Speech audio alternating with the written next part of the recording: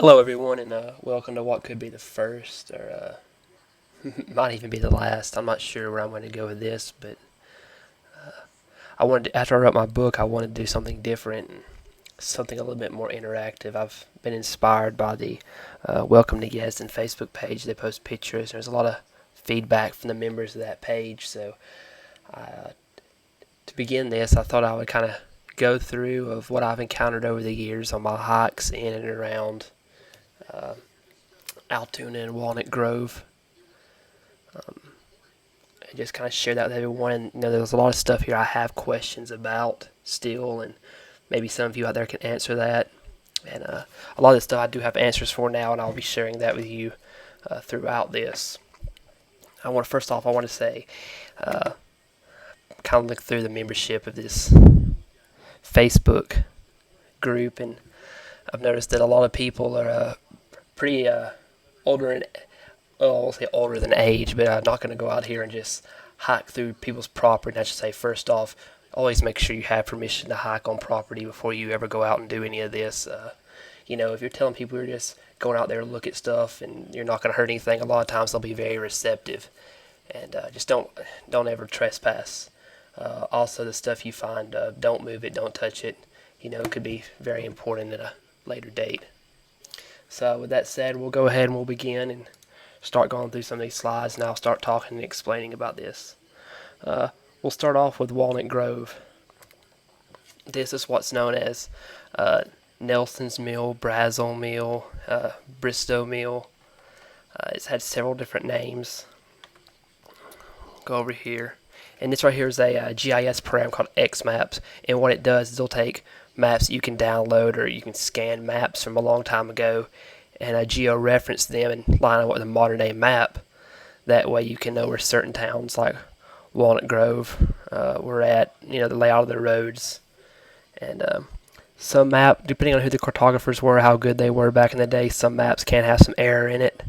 As you can see from this map, the road would most likely be the same, but obviously there's some error in this map.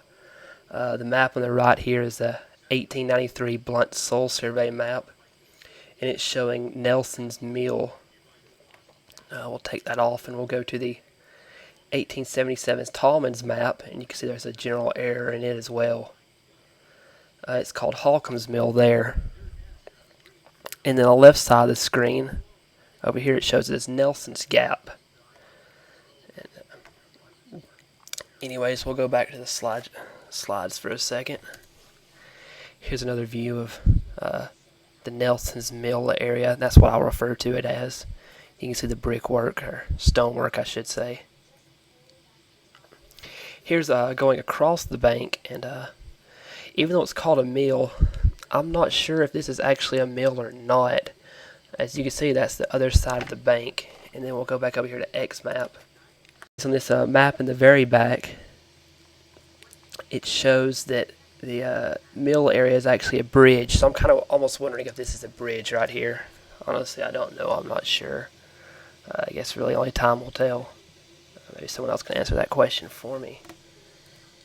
Keep going down, we'll see a piece of the wood that's been preserved by the river running through. Here's another shot of that wood. And I don't have a picture of it, but there's actually a very long beam. I'd say 12, 14-foot long beam sunk in the bottom of the river. And you can see right here, there's another piece of wood under the water. Now this rock is just, you can actually see it from the mill or the bridge area.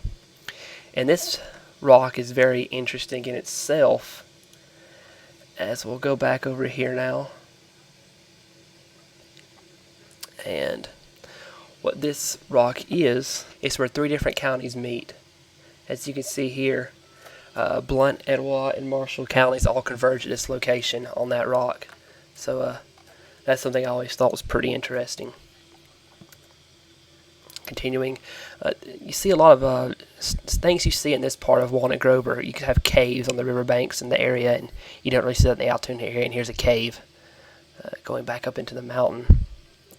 And on top of that, I'll get back over here. You can see the Bristow Mill, this area right here. And then between these two areas, you actually have a mountain. On top of this mountain is what's called Prairie Rock. And if you look southeast off Prairie Rock, back toward Highway 278, in this area down here, you can actually see, this would be your view from that. Here's a fossil of some sort. Not really sure which. Maybe there's some out there has an idea. Or what I should say, a fossil of what. Now we'll go to the east side of Altoona. Everybody knows the train tunnel. We'll go back to this. Tumbling Gap area, I'll show everybody that's at if you don't know where it's at. Here is D-Nix Road. Here's Tumbling Gap Road going over the mountain to Gallant. The railroad track's no longer here, but the tunnel is. And you can see it here on the map. I cannot remember when this picture was taken. I would say 2011. Here's another shot of the tunnel. You can really see the brickwork and how it goes in with the natural mountain itself. Natural form of the mountain. And here's a little area to where if you're unfortunate enough to be in the tunnel when a train's coming through, you can kind of hide and not get hit and killed. Here's a shot looking out of the tunnel. This tunnel's over 100 years old, by the way. Now we're going toward what is known as Buzzard Rock.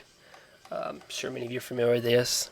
I don't believe it's on this map, but no, it's not. But what we can do is we can pull this map over a little bit. Buzzard Rock's going to be in this area down here. Actually, right in here. But it's another feature, and this right here will be looking back toward Moody's Chapel.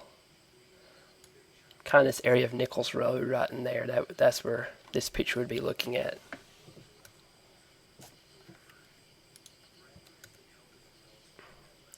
Here's a shot off of Buzzard Rock. This would be looking. Buzzard Rock overlooks the Etowah Conservation Lake, and you can see part of the lake down in there. And it's just a picture of the scenery off of Buzzard Rock. You're looking toward the Gallant area, and what I can do, I actually discovered this today. You can pull up Google Earth, and that is actually Buzzard Rock down here. There's the conservation lake, and as you see, it's the same exact view in the picture, which is pretty neat. I didn't know you could do that in Google Earth. I'll have everyone look at that for a second, because I'm kind of amazed by that myself. Alright, we'll get out of here real quick. Back to the slideshow. There's actually a USGS marker on Buzzard Rock, and I'm not sure if it's the highest point in Etowah County. It's still something I'm trying to work on and figure out. I believe the official record books say there's a place close to Hoax Bluffs that's the highest point, but the USGS put this marker here in the 1920s, 1930s, somewhere in that era. And here's next to my E-Trex Legend GPS. And I don't know if you can read it. I don't know it right off the top of 1936. That's where they put it on there. I'm trying to see the elevation. Anyways, the official elevation is 1414, and I believe they're 30 or 40 feet off from the time they put it on there. And this is upside down. Excuse that. But this is one of the dangers you can have while hiking, and a rattlesnake that was at Buzzard Rock that day. I'm going somewhere else now. This is right at the corner of Highway 132. I think a lot of people call it Red Barn Curve. I know it's what a lot of people call it.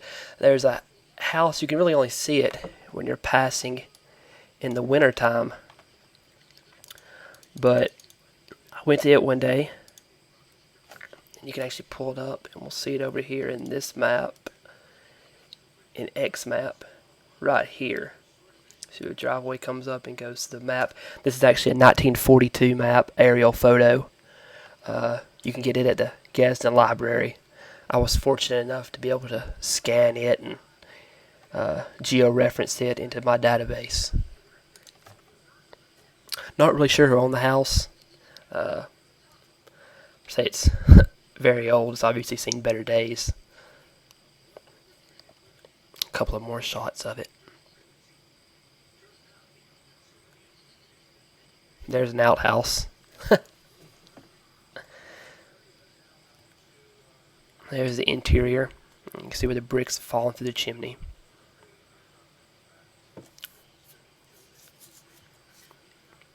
Another shot of the interior, where the stovepipe went through the roof. Here's the well. You'll see another well later, but this well is obviously very early, as they have stacked just loose stones and around the edges. It's just a very early well, as opposed to newer wells, which are bricked usually around the surface. Still going toward the west. This is around Van Zant Hollow, and I will pull it up on here.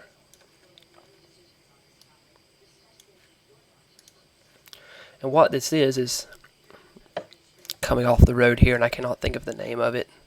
I'm going to say it's around 11th Avenue, Rogers Road. Used to be a road that came up, and this is actual old Altoona dump. And that's what we're looking at here, is going down the old dump, and that's the wash, and you can actually see parts of old trash and what have you out there. Here's another shot of some old refrigerators. It's like an old oven. Here's a third shot. Old washing machine, a tire.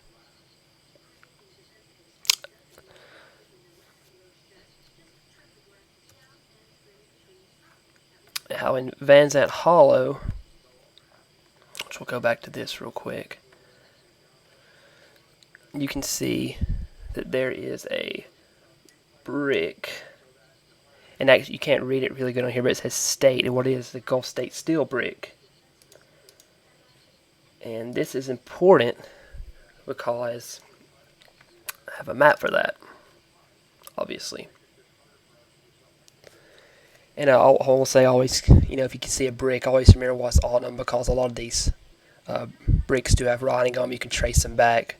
There was one brick I found, and honestly I can't remember where I found it. I didn't have it pictured. I didn't write down where it was at, but the brick company itself is from South Carolina, I believe. So you can always find interesting stuff. Anyways, we'll go to this Van Zant map, and this map came from the Mining and Reclamation Department in Birmingham, Alabama. I was fortunate enough to contact a gentleman down there, and the state required, I believe from like 1908 and above, that all your mines be mapped out. And they have a great repository of all the Altoona maps down there, mine maps. And I was able to scan those, and fortunately I have those now. Now, there was a slate dump to the right, and there's a top house and an incline that goes to a tipple.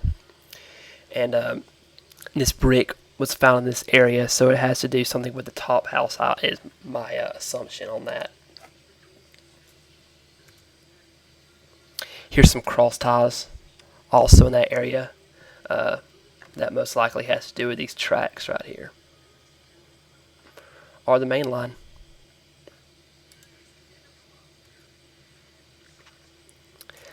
Now, this is a small cut in Van Zant. Let everybody know what they're looking at.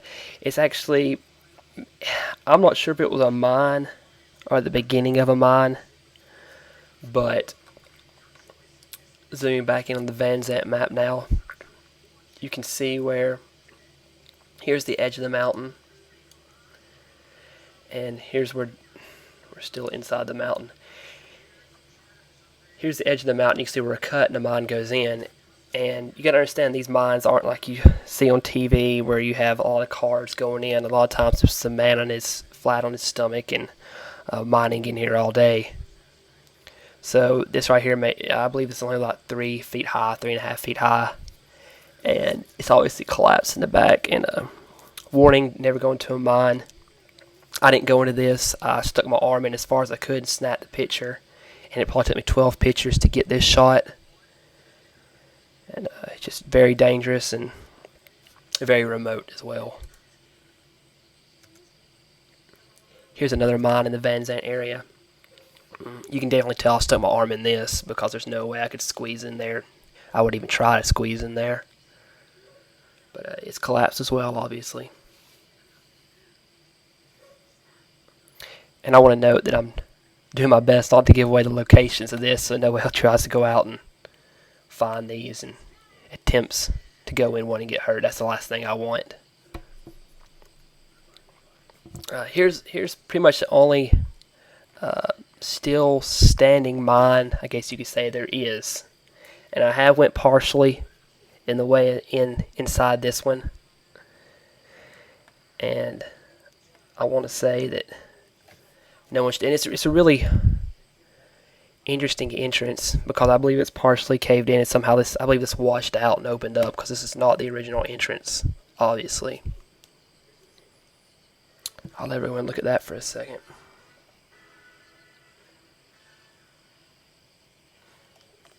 Alright, now we'll go down here.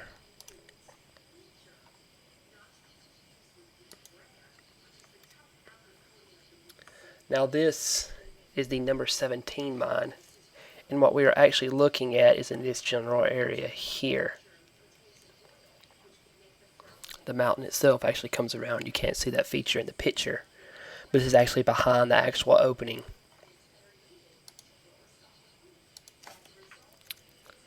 Here's what it looks like on the inside. As I said, 3 or 4 feet of crawl space. And if you have a lot, this mine itself goes back.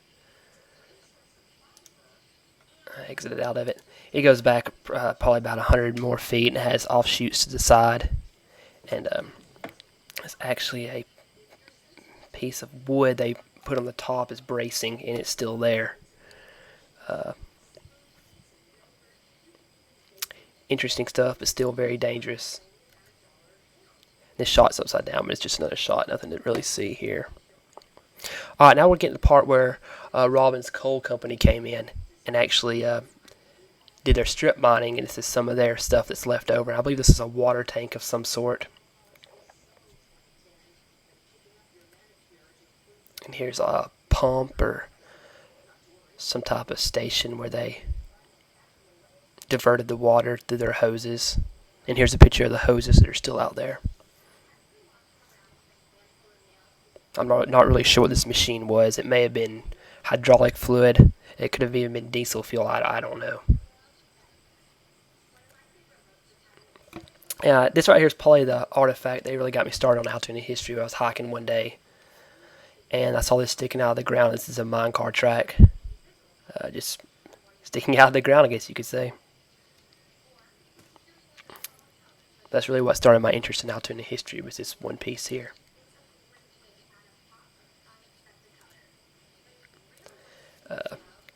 This right here is just above Brown Street on the mountain.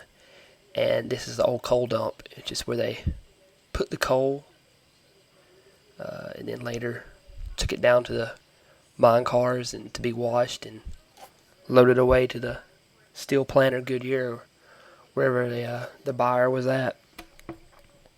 100 years later, there's still nothing that grows there and a lot of coal in the ground. And this is one thing you'll see all over the part of the mountain that was not touched by strip mining. And it's hard to see. You kind of see where it's slumped here and slumped here, but it's an old road bed. And like I said, they're everywhere. Here we go. Right here we are on Brown Street, 10th Avenue and Poe Street. Right in this general area here of what used to be Harry Brown's house. And I believe that's it right here on the map. It's just your Google Maps. And I took this when that whole area was cut down. And I believe we talked about this on the discussion group before, and it was actually his goldfish pond. Very interesting stuff. Here's another shot of his overflow and then his pipe to pump water in.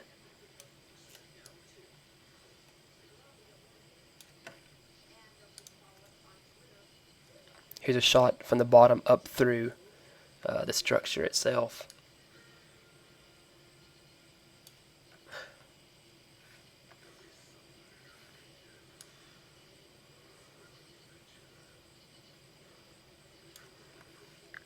Going back to the first photo here, I always wondered if it was more ornate. If it had some kind of plaster or something on it or something else hanging in, or maybe even growing in the center, because I don't know, it just seems weird to me. Maybe it didn't. I don't know. Maybe some of you can answer that. Here shows some of his structural reinforcements. Today we have rebar. I guess he used leftover barbed wire fencing. I mean, it obviously worked since it's here. I'm going to say more than 70 years later. Here's something else a lot of older people that I interviewed talked about. It's a Indian rock. I believe even Pat Buttram mentioned it in an article he wrote about climbing it as a child. I set out to find it one day. I'll go back to Google Maps, and right down here is the Altoona water tank. Here is the fire hall and community center. Prayer Rock's going to be on top of the mountain here looking back toward Walnut Grove Road.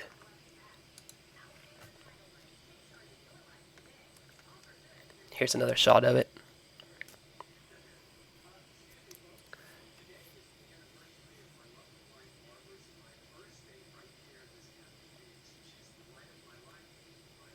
I may have said Prayer Rock, I meant Indian Rock. And here's a shot looking toward Walnut Grove Road. You see the part of that pond right here. I believe that's it right here. I might be wrong. Alright, now we're getting into the west of Altoona. Alright, right here is part of the Raccoon Mountain mines. And this has been blocked up by the Mining and Reclamation Department. They did this in the 1970s. And, I thought they would always blast and, kind of implode the mines, I guess you could say. But they actually brick it up, block it up, and use excavating equipment to knock the entrances down and seal them up in a more natural way. I'll show you where this is at.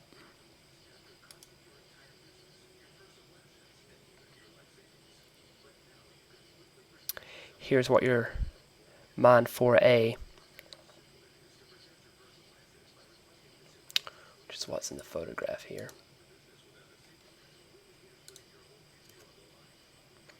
Is kind of sticking my arm up under the blocks and looking in. And there's a second photo where I had my arm higher, and it's naturally caved in behind this. That only goes back about, I would say, 10 to 12 feet. And you can see right here the rock that could easily break, and it just shows how dangerous these mines are after 100 years. Not something you want to go into. I'll reiterate that again. Here's the second mine, and it's blocked up more naturally. Actually, a lot of this is filled in with just dirt and stuff over the years. And we'll go back to this one.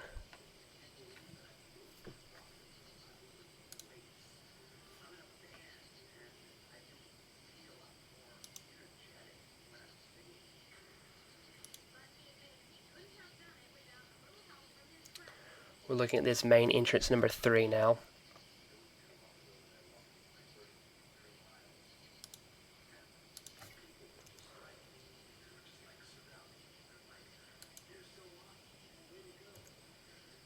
And this is main entrance number 2.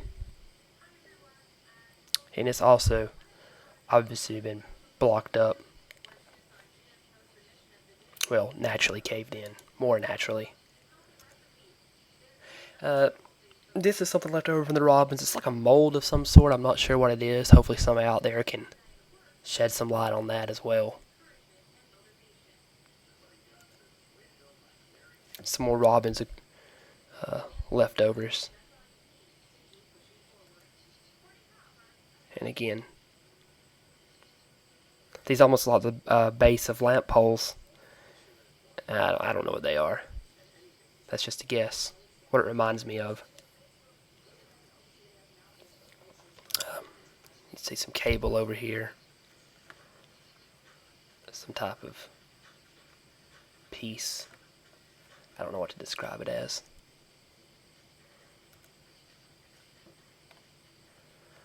Here's a truck. Again, Robbins Coal Company era.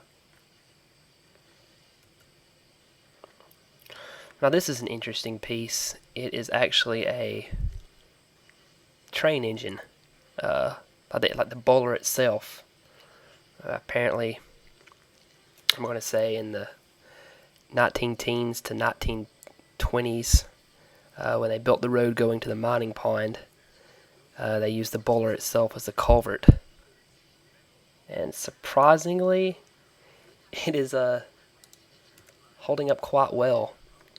This is actually a photo of my book. And at the time, I did not know it was the engine itself. I knew it was a bowler, but after going back and investigating, when you walk out back here, you actually walk into what was the old cab of the steam engine.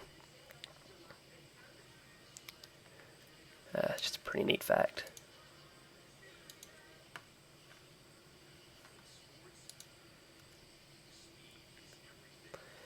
This right here is the Raccoon Mountain area. Raccoon mining area, and this was part of their mines. This right here is probably steam pipes.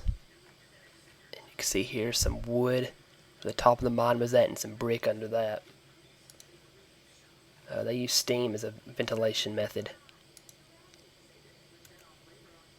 Here's a better shot of those bricks, and then the wood that would have been formed to the top of the mine, the forms.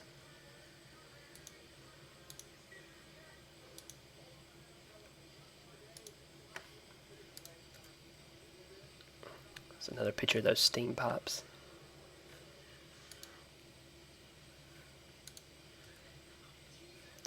Here's a piece of, well, I'm not really sure. I thought it was a pipe at first, but it obviously has some kind of ridging on the inside. It may be a coupler, maybe something that couples drill bits together. I really have no idea.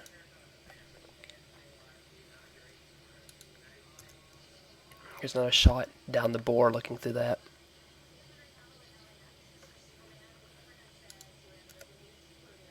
And here's an example of a brick that has a name on it.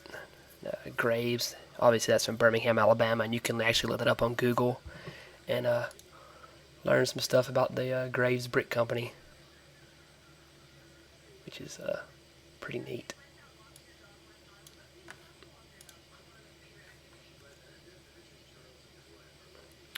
Now here is the bottom of an old house or an old building that was evidently associated with the Raccoon Mining Company. What I'll do is I'll see if I can't pull it up on this map over here to kind of show everybody about it.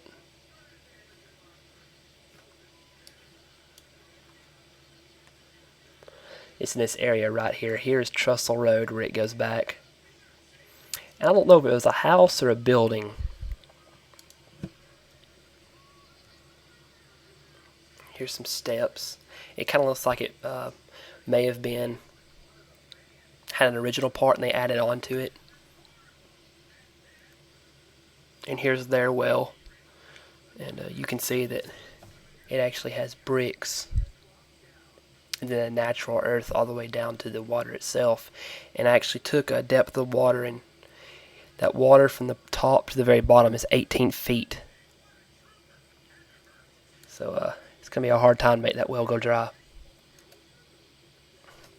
Here's the actual Raccoon Mining Company's tipple. And what would happen is a train car would pull up through here, under here, and there would be a structure that held the coal, and the coal would just dump down into the train car itself. And here is a track, maybe a conveyor belt that may have had something to do with the tipple. Not sure how that worked. And here is part of the actual railroad track going to the mining pond, and I wanted to highlight this for a reason. You can see up here that someone has started digging this out. And my assumption is they wanted to get the scrap metal off this piece of railroad track.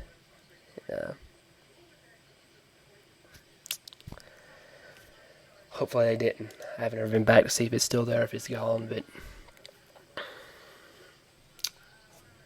that's that. This right here is actually some of the original Altoona mines. This is the Underwood mines, and you can see they're caved in as well. But this right here will be the original 1900 Underwood slopes is what it was known as. This is one of those. And just looking down in it where it's caved in at. Again, with my arm. There was probably a 6-inch opening. I was able to squeeze my arm and camera through. And this is just another zoomed in picture of that. Here's another danger of hiking around this area. And I've only seen this with the Underwood mines. This is a ventilation shaft. And on the right you can see the shoe. And so you can see how someone could easily fall in that. And even though that's leaves, this whole shaft goes straight down into the mine. And I didn't poke that with a stick or anything. But you would not want to fall in this. It's just one of the things you have to keep an eye out for.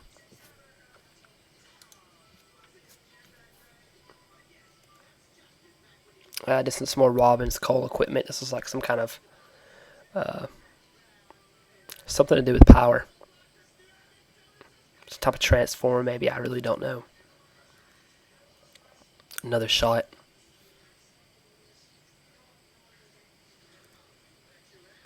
Here's some cables in the same area. Here's where they attach to a pulley.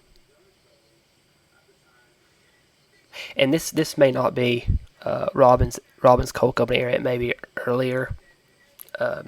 It's around a strip mine, so I assume that it was. Here's a gear. But I mean, these are very corroded, very rusted, so they could be much older.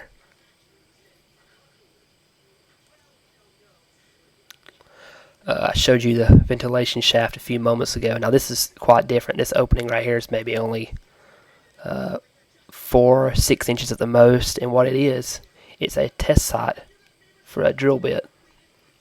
And that's just the camera on the surface looking down. And what they would do is they would do test drills, core samples, I guess you could say, to see how deep the coal was or if there was a seam there. And this is kind of in the same area. And I'm not sure if this is Robbins Coal Company or something earlier, Raccoon or Gulf State Steel or Southern Steel Company, but there's a truck in the middle of the woods. I'll pause on these pictures a little bit longer so everyone can see them.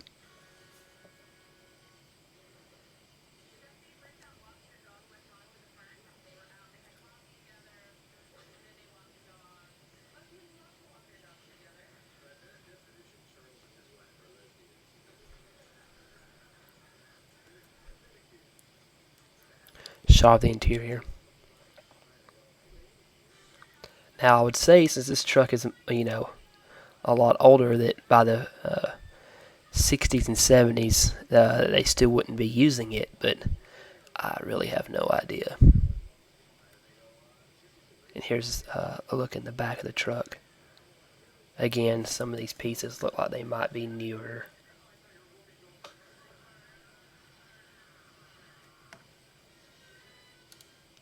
But I don't know.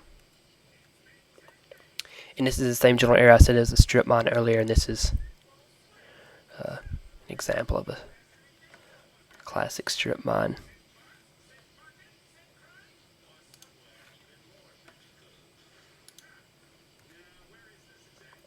This is the look from the opposite side of the strip mine. You're looking in the northeast direction here. Highway 132 will run right through here in the valley.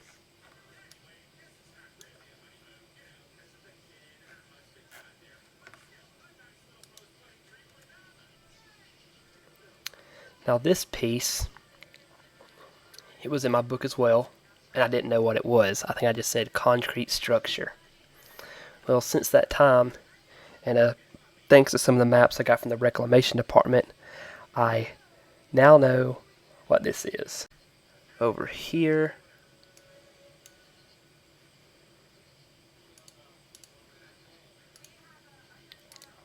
we'll take that off, put this number 5 and 5F mine on. It would be the Gulf State Steel number 5 and number 5F mines.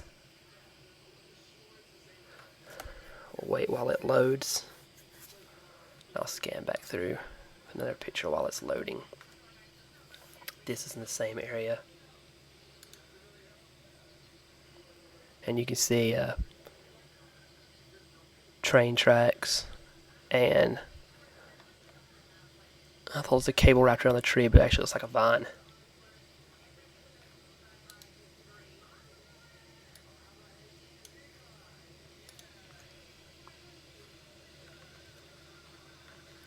And here's some steps. Kind of goes up an embankment. This opposite of that concrete structure.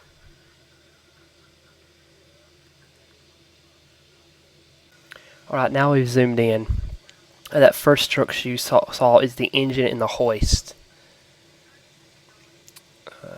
The thing with the going up to the steps went up to is actually the ambulance house. And then where the tracks were at was the engine house for the steam engine that either pulled coal cars out of around the mines, or it may have been the engine that pulled them on the main line going back toward the L&N Railroad. Don't really know that, and the map doesn't explain.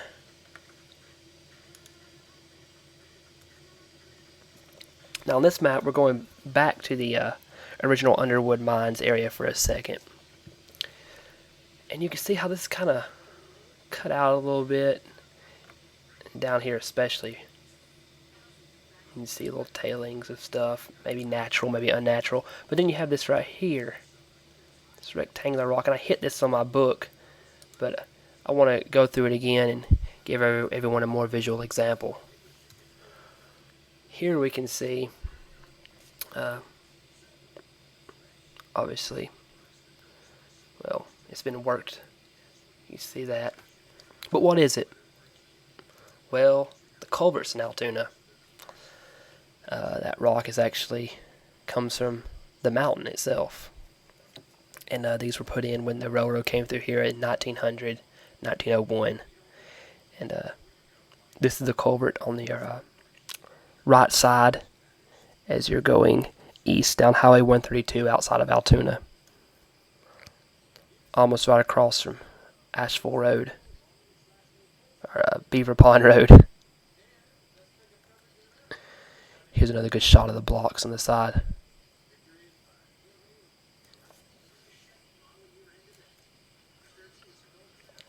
Here you can see some of the bigger pieces along the top, and then on the sides, and it goes all the way back. Again, this is over 100 years old, and built without computers, probably without cars, obviously without cars, trucks. Here's an example of one of those blocks. And you can't really see, there might be one to compare to the other photo of where it was chiseled out. And here's a newer one. This right here is on the way to the mining pond as well, on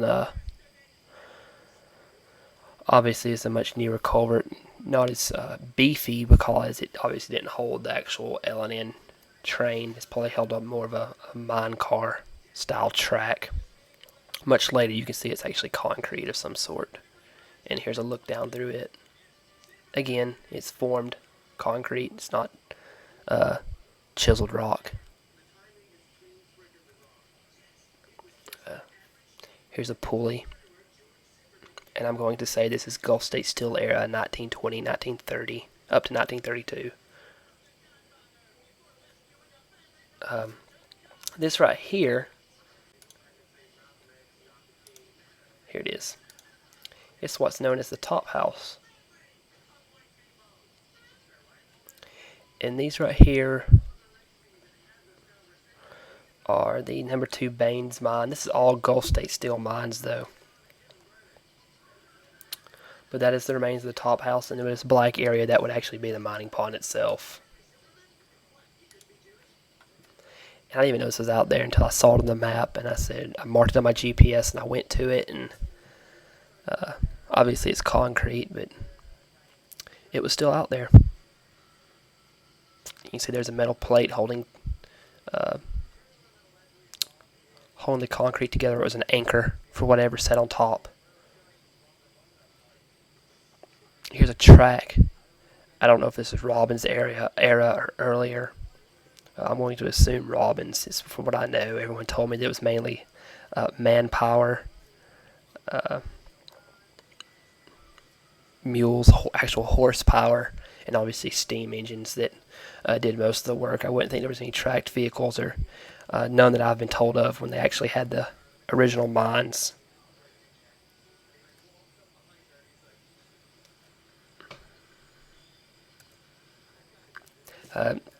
Here's the strip mine crossing the mining pond itself. You'll have the mining pond on the right side of the road going to it, and on the left side you'll have this strip mine. Let's see if I pulled that previous. This strip mine itself is going to be in this area right here. So a lot of times you hear people say that the Robbins may not have got as much coal as they thought they would have got. That the original miners did a much better job than everyone thought they would. And whether this is true or not, I don't know. But it obviously shows that they strip mined in an area that was already mined. So I would assume they didn't get the coal they expected out of this.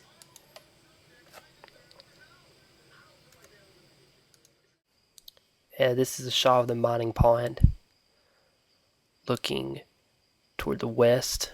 It's taken at dusk, obviously. And here's another shot of the mining pond looking east toward the dam, taking in around midday. This is the end of this first video. Hope everyone enjoyed it, and honestly hope everyone that watched this learned something. Maybe some questions will be asked. Maybe I'll get some answer to some of the questions that I asked. Hope everybody had the patience enough to put up with my and-uhs, my hard P's where I really blew into their microphone. This is a lot harder than speaking in front of an audience. I always figured sitting back at a computer and talking into a microphone while I go through slides would be easy, but it's not that easy.